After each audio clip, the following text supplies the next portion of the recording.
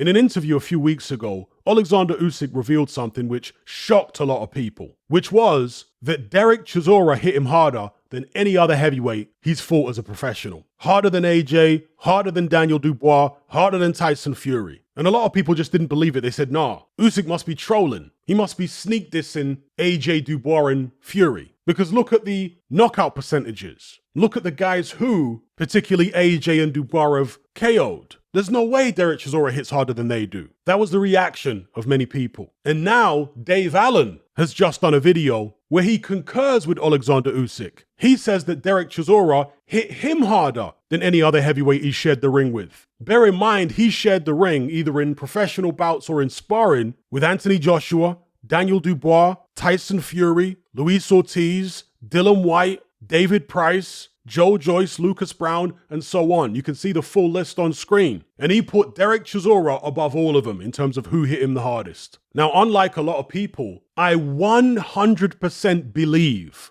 Alexander Usyk and Dave Allen when they say that Derek Chisora hit them harder than anybody else. I 100% believe them. I don't think they're trolling or anything. And I'll give you my reasons for saying that a little bit later on in the video. But I first want to explain a few things about punching power. You see, a lot of people seem to think that punching power is completely consistent. In other words, they think that a boxer's punching power is like a character in a video game. Every time the character punches an enemy, it does the exact same amount of damage each and every time, irrespective of how far away he is from the enemy when he launches the punch. But in real life, in boxing, that's not the case at all. There are many things, many factors that can affect your punching power such that you don't do the same amount of damage every time you connect. Now, any of you who have ever trained in boxing or fought, been in a gym, you will know that when you're on a heavy bag and you're trying to throw your hardest punch, you quickly figure out that if you're too far away when you launch the punch, it doesn't land with maximum power. A lot of the power and the velocity dissipates in the rotation before you connect when you're too far away. And the same thing if you're too close to the heavy bag when you're trying to launch this punch. Then you don't have enough space to rotate and get velocity on the punch in the first place. There is an optimal distance that you need to be from the bag to accommodate your kinetic chain so you can connect with full power, with maximum impact. One of the Sky commentators, I think it was Andy Clark, referred to it as the biting point. And that's a very good analogy, by the way. You know, the biting point on the clutch in a car, you have to find it before the accelerator will work. And every car's biting point is slightly different. Some cars have a very shallow biting point. Others have a medium biting point. Others have a deeper biting point. Very similar thing with boxers. Each of them have a slightly different biting point for their punches. Now, finding the biting point for your punches on a heavy bag is relatively easy. But when you're in the ring against an opponent who's moving his head, moving his feet, darting in and out of range and punching you back, now all of a sudden finding that biting point becomes far more difficult. So there are fighters who can hit a heavy bag extremely hard, but they struggle to transfer that power into the ring against a moving opponent. And I've been saying this for years, there are journeymen out there who on a heavy bag can hit harder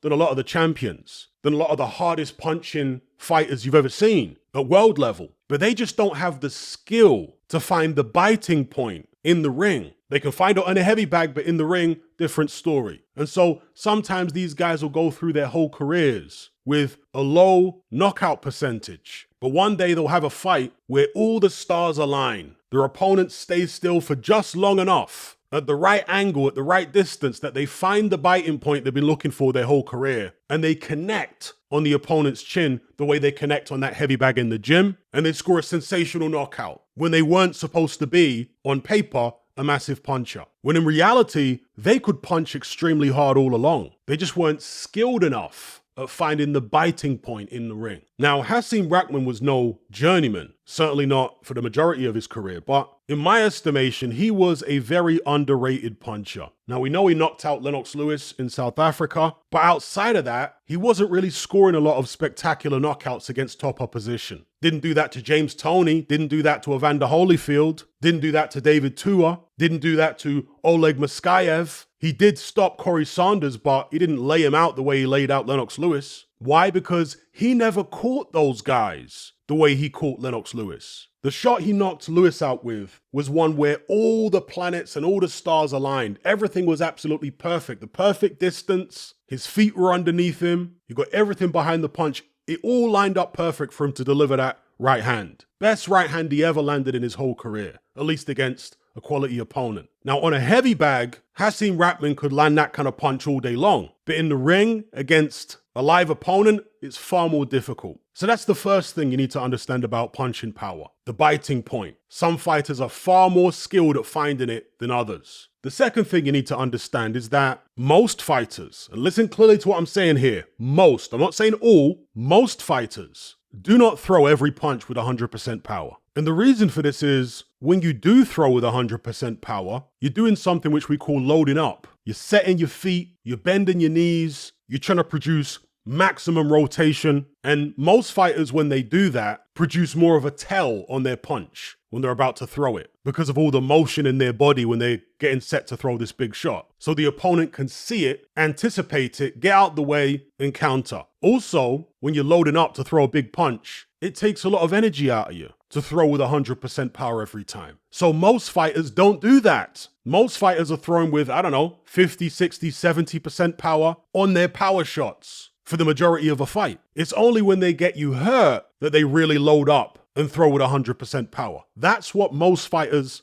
are doing. If you look at AJ when he fought Francis Ngannou, the only punch he landed in that fight with maximum power was the final punch that ended it. That's when he was able to load up. He realized Ngannou was completely gone. There weren't going to be any counters. There was nothing to worry about. And he launched himself into that shot like he was throwing a javelin. That's the only punch in that 2-round fight that he threw with maximum power because he knew the man was gone. And so if they don't actually manage to hurt their opponent in the fight, then they may actually not deliver a single punch in the whole fight with maximum power. So the opponent might go away thinking, he's not much of a puncher really, not realizing that he never actually delivered his hardest shot. Similar thing with the biting point analogy. If a guy don't manage to find his biting point, then the opponent's going to think, he can't really hit hard. And a third thing that can affect punching power, of course, is fatigue. If you're fighting a guy who hits very hard, but because of your movement and defense, you manage to avoid his big punches in the early rounds and take the fight late. Let's say it's the 10th round and you're both tired and he finally manages to land some shots on you, but they don't particularly hurt you. And you might think, wow, this guy doesn't really hit as hard as everybody says. Not taking into account the fact that he's tired.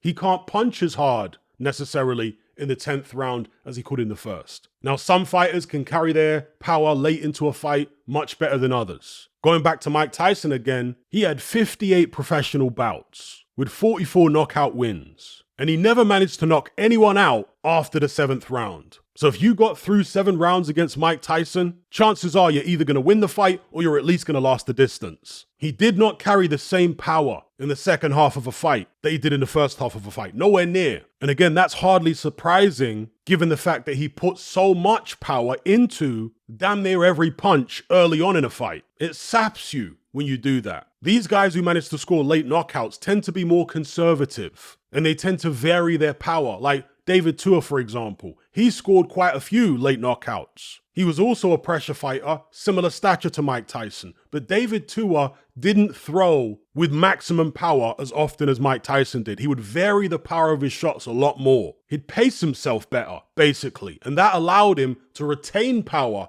for the later rounds. So how does all this relate to what Alexander Usyk and Dave Allen said about Derek Chisora's punching power? Well, Derek Chisora isn't very skilled at finding the biting point, at least not against taller opponents, especially if they're in a big ring and they have plenty of space to move around to throw Chisora's biting point off, where he's constantly having to close down the distance and then set himself. But before he's managed to set himself fully, they've moved off or jabbed him, etc. Fighters like that probably never felt Derek Chisora's full power. And secondly, Derek Chisora is one of these few fighters who actually does throw most of his power shots with full power. And fighters who tend to do that are usually pressure fighters, all-out attacking fighters. Mike Tyson being a perfect example. He would throw the majority of his shots with either maximum power or close to. And so with Derek Chisora, when he's on form, when he's really up for a fight, he comes out in the first round swinging as hard as he possibly can from the opening bell. That's what he did against Alexander Usyk,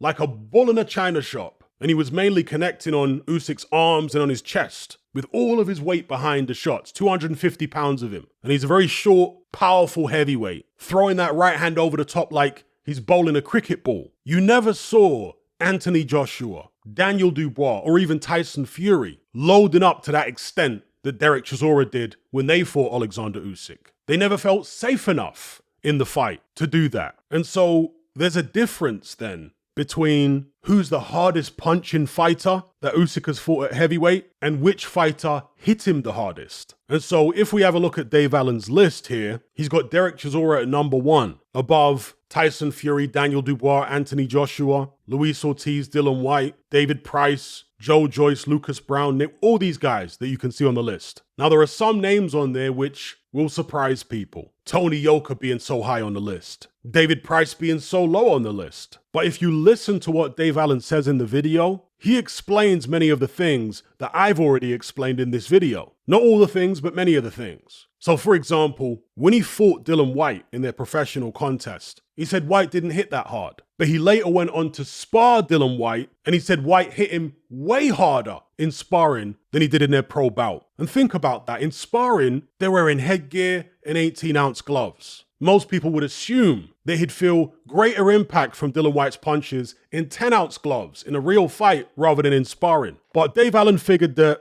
Dylan White must have been trying to pace himself in their actual fight, whereas in sparring, he was going hell for leather. Also, when you're fighting a very tough guy like Dave Allen, who takes a good shot, you're going to be mindful about hurting your hand on his head or catching your hand on an elbow and breaking your hand in those little 10-ounce gloves. So unless you've really got him hurt, you might not want to throw too many shots with full power in case you do yourself some damage. Whereas in sparring, with the protection of those 18-ounce gloves, you can just wail away without worrying about catching an elbow or whatever. And obviously the head guard will help to stop you breaking your hand on their head. So yeah, in the video, Dave Allen factors all this in. And so basically what he's saying is, these are the guys that hit him the hardest. It doesn't necessarily mean that if you line them all up and allow them to hit a punching machine, that this is how they would all be scored from 1 to 12. I suspect the list would look very different if you did that. You know, Dave Allen talked about sparring Tyson Fury many, many times over the years, and he said, typically, Fury won't hit you hard in sparring. There's a lot of tippy-tappy shots, slipping and moving and all that type of thing. But he said there was 1 or 2 spars in particular where Tyson Fury decided to sit down on his punches, and he said he was shocked by how hard he could hit. And also with Daniel Dubois, he said that he wasn't particularly impressed with Dubois' power overall, but he was very impressed with the power of his jab. He said that actually shocked him. And that's something Anthony Joshua is going to have to look out for, by the way. But as I explained with Derek Chisora when he fought Alexander Usyk, when Dave Allen sparred him, he said Chisora came at him like a freight train and was slinging overhand rights at him with maximum power. And Dave Allen said it was frightening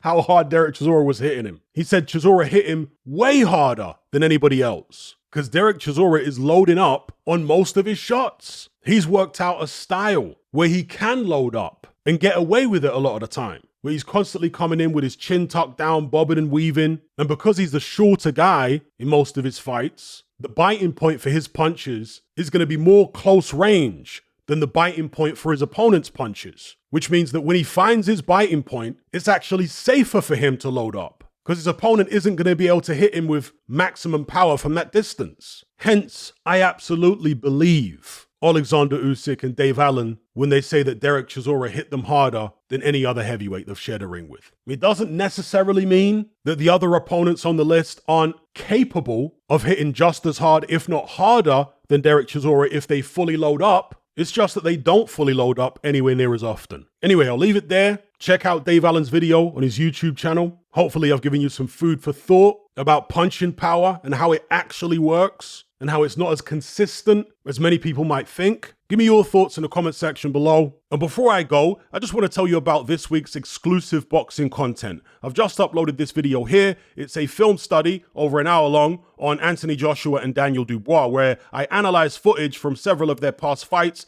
compare their styles, point out their habits and mistakes, strengths and weaknesses, to help gain a better idea of how this fight may play out between them on September 21st. If you want to access this video along with hundreds of hours worth of other exclusive boxing content, as well as our members chat, just head on over to my Patreon page and select the tier called the Boxing Brotherhood. There's no contract, no commitment. You can cancel at any time, just like Netflix, but it's a hell of a lot cheaper. Just download the app from the Play Store or the App Store. All the links are in the description box below.